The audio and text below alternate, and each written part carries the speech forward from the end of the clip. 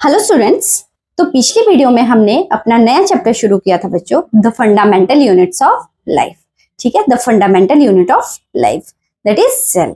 ठीक है, सेल के बारे में हमने अपनी बेसिक जानकारी क्लियर की थी कि सेल होता क्या है, सेल शब्द आया कहाँ से और सेल की डिस्कवरी किसने की, कहाँ की, कैसे की, ये सारी जानकारी जो भी बेसिक रहेगी वो हमने पिछली वीडियो में बच्चों क्लियर की थी। ठीक है, अगर आपने अभी तक पीछे वाली वीडियो नहीं देखी है तो आप पहले पीछे वाली वीडियो देखें, उसके आगे जो हम पढ़ेंगे तभी आपका ये क्लियर होगा कंसेप्ट।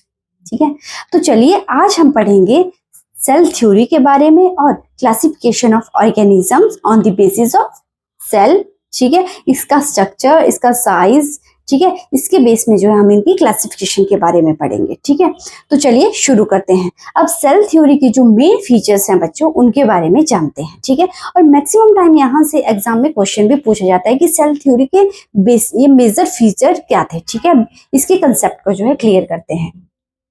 तो सबसे पहले सेल थ्योरी में आएगा all living organism are made up of cells. ठीक है, तो सबसे पहला फीचर बोलता है हमारा जो भी लिविंग ऑर्गेनिज्म है बच्चों, चाहे हमारे प्लांट्स या एनिमल्स हैं, ठीक है, दुनिया में जो भी लिविंग ऑर्गेनिज्म है वो किससे मिलकर बने हैं, सेल से मिलकर बने हैं। ठीक है, हमारे दो साइंटिस्ट थे, हमने पीछे वाले वीडियो में पढ़ा था, शेल्डन और स्वान। उन्होंने क्या बोला था, ऑल प्लांट्स, शेल्डन ने बोला था जो भी प्लांट्स हैं वो सेल से मिलकर बने होते हैं, और स्वान ने बोला था जो भी एनिमल्स हैं वो सेल से मिलकर बने होते हैं। ठीक है, तो यही हमारी ये लाइन बोलती है जो भी लिविंग ऑर्गेनिज्म है, ठीक है, इंक्लूडिंग प्लांट्स, एनिमल्स, ठीक है, ये जो है हमारे सेल से मिलकर बने होते हैं। Next, cells are basic structural and functional unit of life.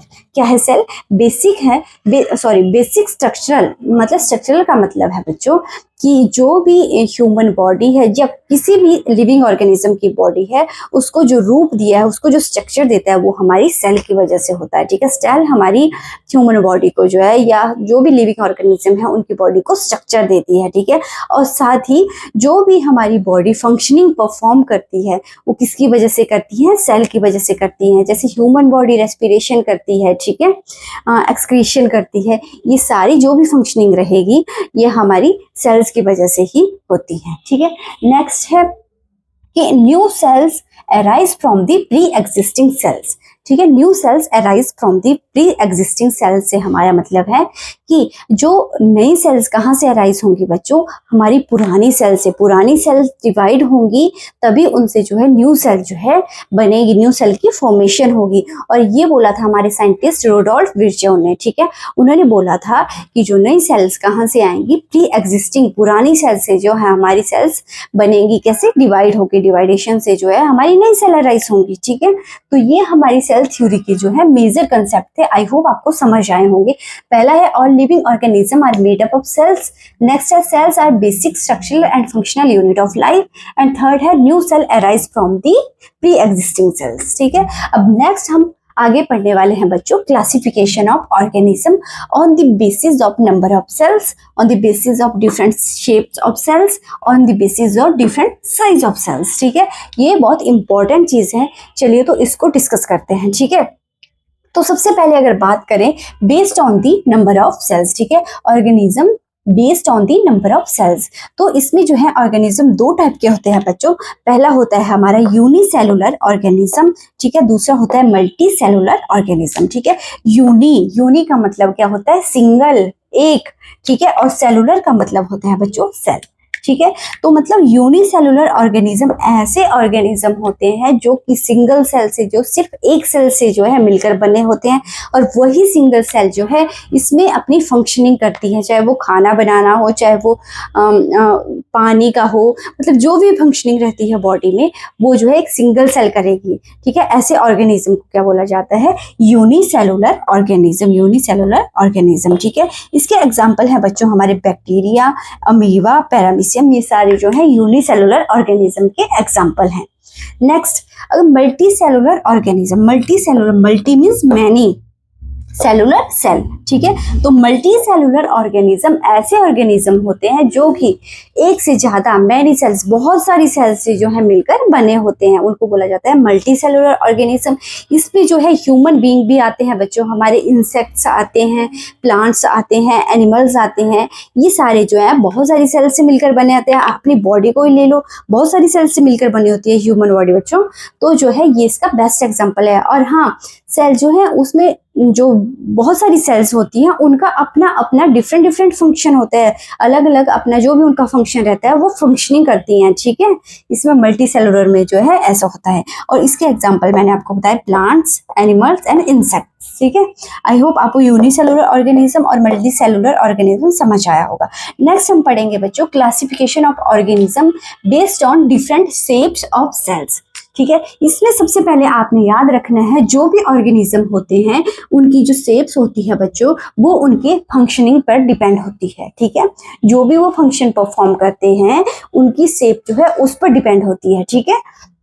तो अगर सबसे पहले अगर हम बात करेंगे अपनी न्यूरॉन्स की, ठीक है, न्यूरॉन सेल्स की, तो न्यूरॉन सेल्स कैसी होती है बच्चों? न्यूरॉन सेल्स जो है लॉन्ग होती है और ब्रांच्ड होती है, लॉन्ग होती है और ब्रांच्ड होती है, इस तरीके की होती है ना हमारी न्यूरॉन सेल्स, ऐसी इस टाइप की लॉन्ग होगी, ठीक है, और ब्रांच्ड होगी, ठीक है, इस तरीके की होती है हमारी न्यूरॉन सेल, ये ब्रांचेस होती हैं इसकी, ठीक है।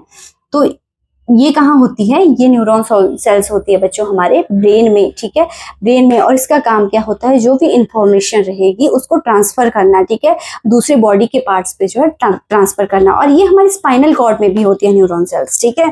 अब नेक्स्ट है आरबीसीज, ठीक है। आरबीसी क्या होती है? रेड ब्लड सेल, ठीक है। ये कहाँ प्रेजेंट होती है बच्चों? ये हमारे ब्लड में प्रेजेंट होती है, ठीक है। और इसकी शेप कैसी होती है? राउंड होती है और बाई कनकेव होती है। और इसका काम क्या होता है? ऑक्सीजन को जो है लेना अपने अंदर, ठीक है, ऑक्सीजन को लेना, ठीक है। नेक्स्ट अगर हम बात करेंगे ओवम की या एग सेल बोला जाता है, ये female human female reproductive cell है, ठीक है, फीमेल रिप्रोडक्टिव सेल है, इसको ओवम या एग सेल बोलते हैं। और इसकी शेप कैसी होती है बच्चों? स्फेरिकल शेप होती है, ठीक है। नेक्स्ट बात करेंगे स्पर्म सेल की, तो स्पर्म जो है ये फीमेल ह्यूमन रिप्रोडक्शन में जो है ये फीमेल सेल है और ये मेल सेल है। इन दोनों का फंक्शन क्या होता है? रिप्रोडक्शन करना, ठीक है। एग सेल जो भी क्या करती है? फंक्शनिंग, रिप्रोडक्शन करती है, और स्पर्म सेल भी रिप्रोडक्शन ही करती है, ठीक है। पर इतना डिफरेंस है इन दोनों में, ये फीमेल रिप्रोडक्टिव सेल है, ये फीमेल रिप्रोडक्टिव सेल है, और ये जो है मेल रिप्रोडक्टिव सेल है, ठीक है। और इसकी शेप कैसे होती है? हेड और एक लॉन्ग टेल होती है। और टेल का क्या फंक्शन रहता है बच्चों? मूवमेंट करना, ठीक है। और नेक्स्ट अगर हम बात करें अपनी स्मूथ मसल सेल्स की, स्मूथ मसल सेल्स जो है स्पिंडल शेप की होती है। स्पिंडल शेप्स ऐसी होती हैं जो कॉर्नर से पतली होती है और बीच में से मोटी होती है, ठीक है।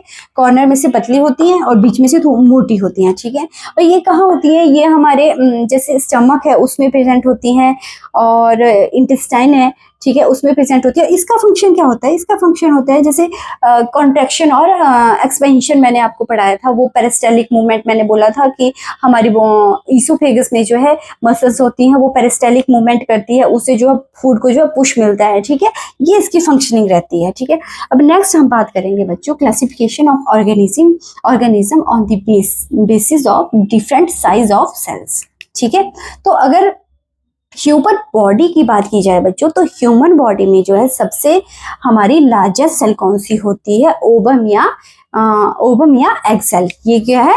हमारी फीमेल रिप्रोडक्टिव सेल्स है, ठीक है। फीमेल रिप्रोडक्टिव सेल क्या है? हमारी ओवम या एग सेल, ठीक है। ये ह्यूमन बॉडी की सबसे बड़ी, सबसे लार्ज लॉन्गेस्ट सेल है, ठीक है, लार्जेस्ट सेल है, सॉरी लार्जेस्ट है।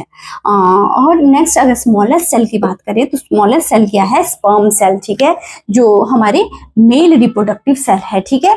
एग सेल हमारी जो है फीमेल रिप्रोडक्टिव सेल है, और स्पर्म सेल जो है मेल रिप्रोडक्टिव सेल है। ये सबसे छोटी होती है और सबसे बड़ी होती है, ठीक है।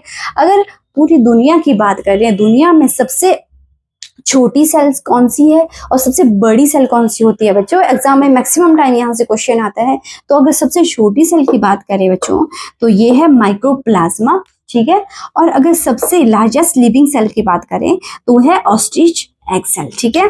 स्मॉलेस्ट लिविंग सेल है हमारी mycoplasma and largest living cell है हमारी ऑस्ट्रिच एग सेल्स, ठीक है। आई होप ये वाला जो भी मैंने आपको पढ़ा है सेल थ्योरी या classification of organism on the basis of number of cells, shapes of cell या डिफरेंट साइज ऑफ सेल, आपको एक कंसेप्ट क्लियर हुआ होगा। और आगे वाला हम इसी चैप्टर का जो है नेक्स्ट टॉपिक जो है आगे वाली वीडियो में शुरू करेंगे। And thanks for watching.